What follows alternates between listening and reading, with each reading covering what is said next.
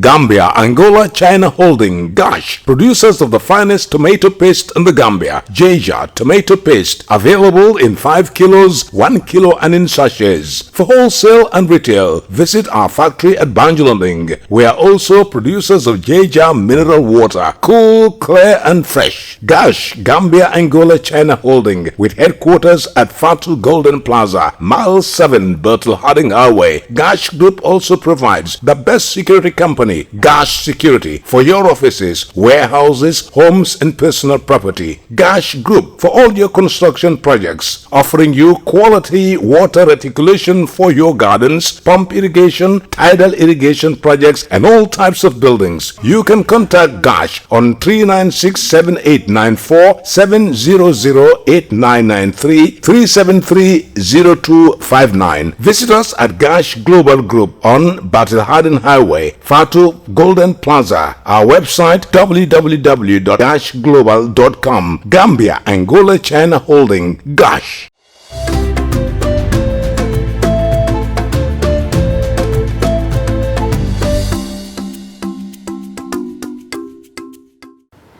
It's a warm reception to our studio here in Sarakunda. This is Star TV News with me, Maimuna Fadera. In the headlines tonight, President Barrow inaugurates KIANG electricity expansion project Operation LAMPOMALA.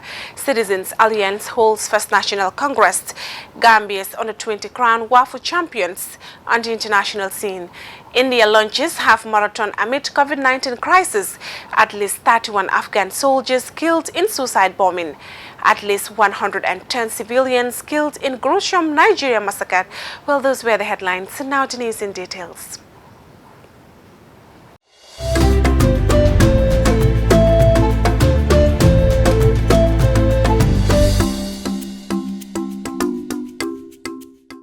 The President of the Republic of the Gambia, His Excellency Adama Barrow, had on Saturday inaugurated the historic KIANG electricity expansion project funded by the Indian government through the Exim Bank of India at KIANG Quinella in the Lower River region. As our Mariama Dem reports, the project covers 77 communities. 14 of the communities are within KIANG and 63 in the West Coast region. However, the range targets 5,000 meters in KIANG and over 20,000 meters in the West Coast region.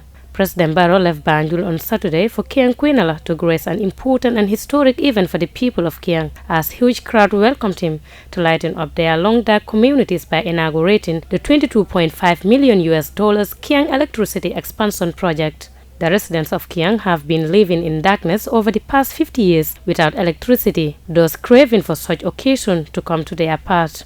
However, with the project known as Operation LAMPOMALA in KIANG, it will alter the narrative and the livelihood of the communities for better. The project is part of the National Electricity Program that is attached to the Electricity Roadmap developed in 2017. With the support of the country's development partners that outlines viable investment projects for both generation and transmission and distribution up to 2025 for a universal electricity access.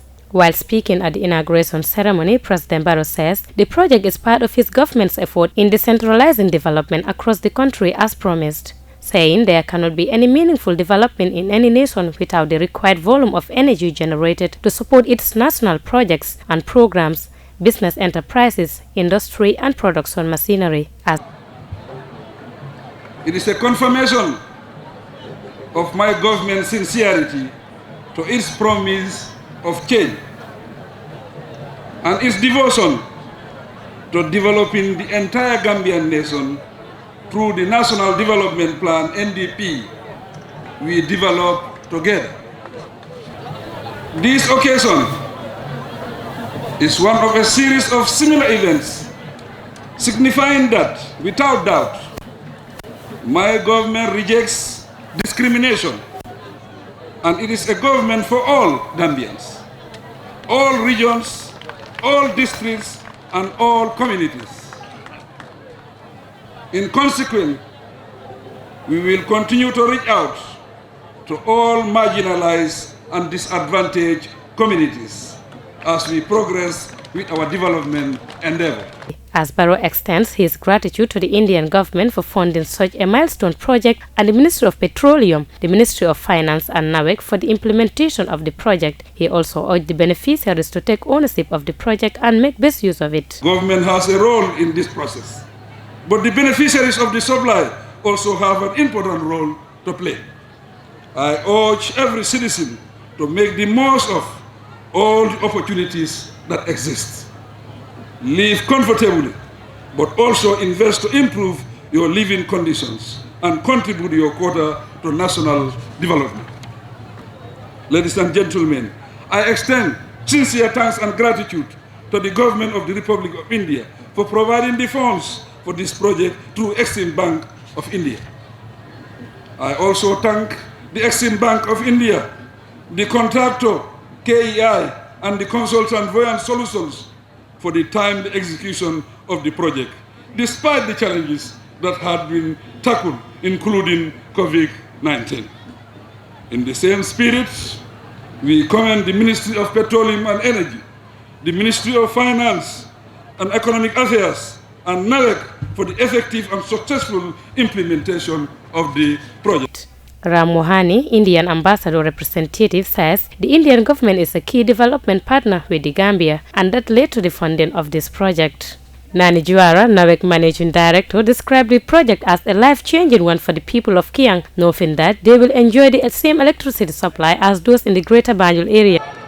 From today onwards, the people of Kiang will enjoy electricity supply just like the people of the Greater Banjul area.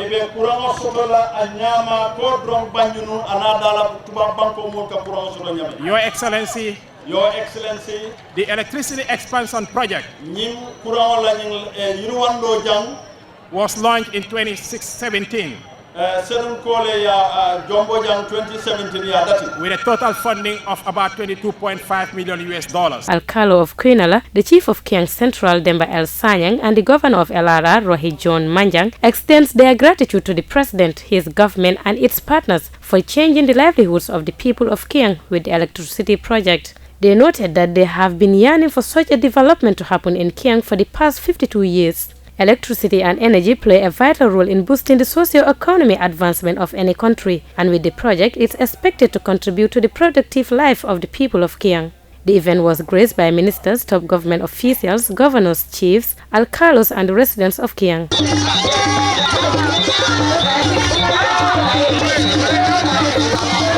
Maria Madem, reporting for Star TV News.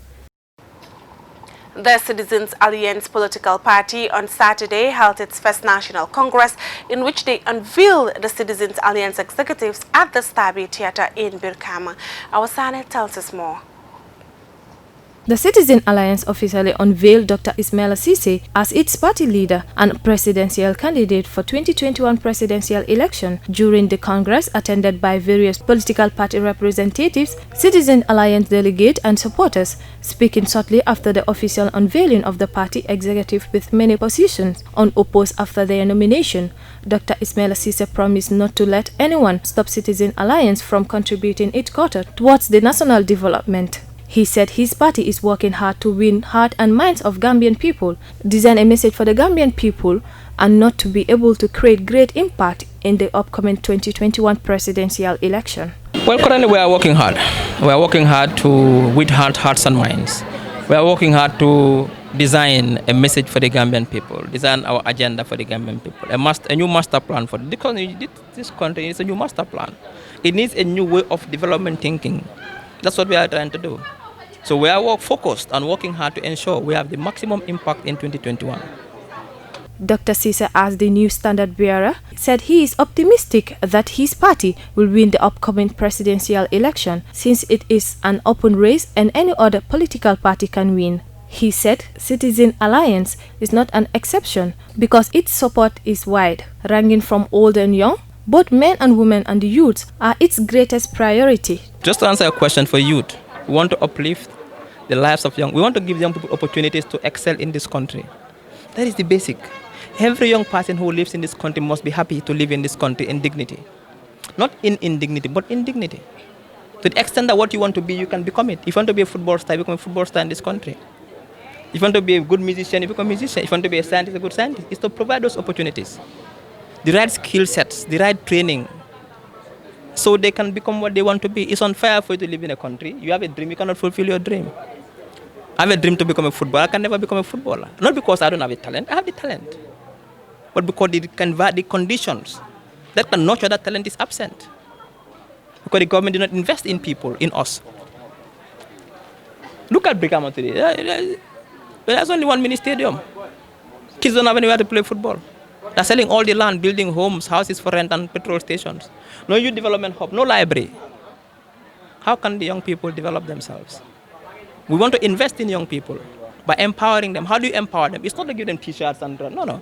You build schools, you build vocational institutes, you build libraries, you build youth development hubs, you develop their skills and their talent. So wherever they go in the world, they can excel and succeed. He added that his party's manifesto will be out next weekend. It will cover a wide range of policies from education to health, infrastructure, security, and other top aspects that will help the country grow. He added that the manifesto will be transcribed into audios of different languages that will help every individual to know what Citizen Alliance has for them in developing the Gambia. He urged the members and delegates of the party to take ownership of the party. Citizens Alliance was registered and launched on the 28th of November 2019 with the plan of promoting a citizen-driven agenda. The party was formed by Dr. Ismaila Ceesay, who is now the party leader and the presidential candidate of Citizens Alliance in the upcoming elections. Meanwhile, the following members have been elected as Citizens Alliance National Executive for the next 5 years. Maimouna Jallow, Secretary General, Dominic Mendy, National President, Fat Sonko, Women President, Omar Diba, Youth President, Razi Jab, National Mobilizer, Ali Jan, Spokesperson, Nene Freda Gomez, Diaspora President, Anthony Gomez, Treasurer, Yusufa Hydra, President of the Disabled. Reporting for Star TV News, I am Awasane. Gambia Young Scorpions won the WAFU tournament after beating host Senegal in the final on Sunday in chess. Omar Diop has the rest of the story. The Gambia opened the scores, but Senegal came behind to level matters at 2-all in the full 90. Following a goalless extra time period, Gambia won post-match penalty shootout 4-3 to win the coveted trophy and earn a qualification berth to Total African Under-20 tournament in Mauritania in 2021. This is the Gambia's second title in this championship, the first being in Liberia in 2018. At a continental level, Gambia took bronze in African Series in Brazzaville in 2007 and a ticket to the World Cup Series in Canada. The same year, when the boys narrowly missed reaching the second round. Under coach Matar Mboj, the new generation of young Scorpions will be keen to go further than 2007 African Youth Championship in not far away Mauritania. For Star TV, I am Omar Diop. Well, those were the local stories. We'll be back with the international news after the short commercial break. Please stay tuned. We'll be right back. Gambia, Angola, China Holding, Gosh, producers of the finest tomato paste in the Gambia. Jaja tomato paste, available in 5 kilos, 1 kilo and in sachets. For wholesale and retail, visit our factory at Banjulaling. We are also producers of Jaja mineral water, cool, clear and fresh. Gosh, Gambia, Angola, China Holding, with headquarters at Fatu Golden Plaza, Mile 7, Bertel Harding Highway. Gosh Group also provides the best security company, Gosh Security, for your offices, warehouses, homes and personal property. Gosh Group for all your construction projects, offering you quality water reticulation for your gardens, pump irrigation, tidal irrigation projects and all types of buildings. You can contact Gosh on 396-7894, 700-8993, 373-0259. Visit us at Gosh Global Group on Battle Harden Highway, Fatu Golden Plaza. Our website www.goshglobal.com. Gambia, Angola, China Holding, Gosh. Welcome back. After the short commercial break, we now look at the news beyond our borders. Some of the world's best long-distance runners have been taking part in the Delhi Half Marathon as the Indian capital struggles to deal with a surge in coronavirus cases. This year's race had a very different look. Al Jazeera's Elizabeth Prunam reports. And women who will be starting off the race. We have all of our... This is the smallest group of runners in the Delhi Half Marathon's 16-year history. but it also contains some of the world's fastest. Only 52 athletes ran the 21-kilometre course through central New Delhi. The female world record holder for the marathon told Al Jazeera it's been a difficult year. Because of the coronavirus pandemic, she hasn't been able to train in a group and has had to race without fans. Most of the race, when last year COVID is not there, we were cheered by the fans. We were cheered, and then you get morale to run more. You get more energy to run. So this time, hope we will try our best to do good. Yeah. The athletes are travelling and staying in so-called biosafe bubbles, where they have no interaction with anyone who hasn't tested negative for COVID-19. They came in with a COVID negative certificate. They'll be tested twice before they run on Sunday, and they are in a biosecure zone. Members of the public weren't allowed on the main race course this year as the Indian capital struggles to deal with a surge in coronavirus cases. But amateur runners took part in the 5 and 10 kilometre and half marathon at locations of their choosing, using a mobile app to record their time. More than 13,000 people from all over India registered for the app-based run, a third of the number who ran the Delhi course last year. We actually miss that cheer and crowd that happens during race and during expo, in which people from all the states and countries come together, and we get a good time to interact with more people. That thing was missing. We missed it a lot, but actually this was the call of the times. But despite the challenges, both amateur and professional runners achieved personal bests. The pandemic may have prevented spectators from attending, but it hasn't stopped records from being broken. The female winner has just broken the record for the Delhi Half Marathon, and the top 3 men also beat the course record, running the 21 kilometres in less than 59 minutes. Elizabeth Puranam, Al Jazeera, New Delhi. At least 31 Afghan soldiers have been killed in a suicide bombing in Ghazni province in one of the worst attacks in recent months. Local health officials say another 24 people were injured. No group has yet claimed responsibility. Al Jazeera's Rowley Borden mainly reports. It was at this compound in eastern Ghazni province where an attacker detonated a car full of explosives. Afghan security forces have their base here. Officials say the explosion damaged civilian homes around the compound. The explosion happened near an army commando base. The number of casualties is unclear, but there are casualties. They've been transferred to the hospital. The Afghan people's enemies wanted to attack with a car bomb, but our forces stopped them. They first shot at our watchmen and killed them. But before they could reach the target, the car bomb exploded. The violence comes as Afghan government representatives and the Taliban are holding their first face-to-face talks in Qatar. They're aiming to strike a deal to end the decades of conflict since the Taliban was toppled from power in a US-led invasion in 2001.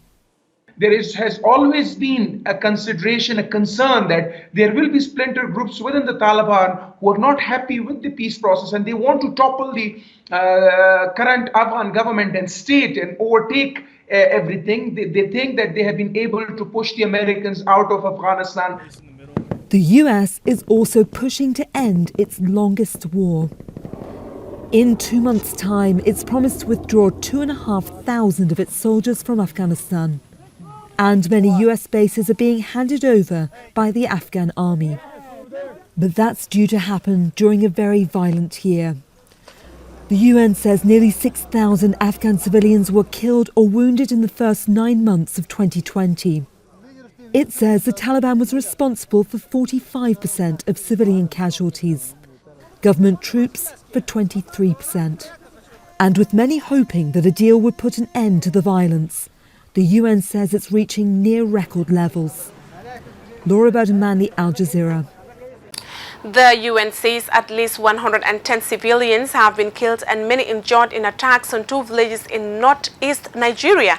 No one has claimed responsibility for the attack, but the armed group Boko Haram has carried out a series of deadly assaults in the area in recent years.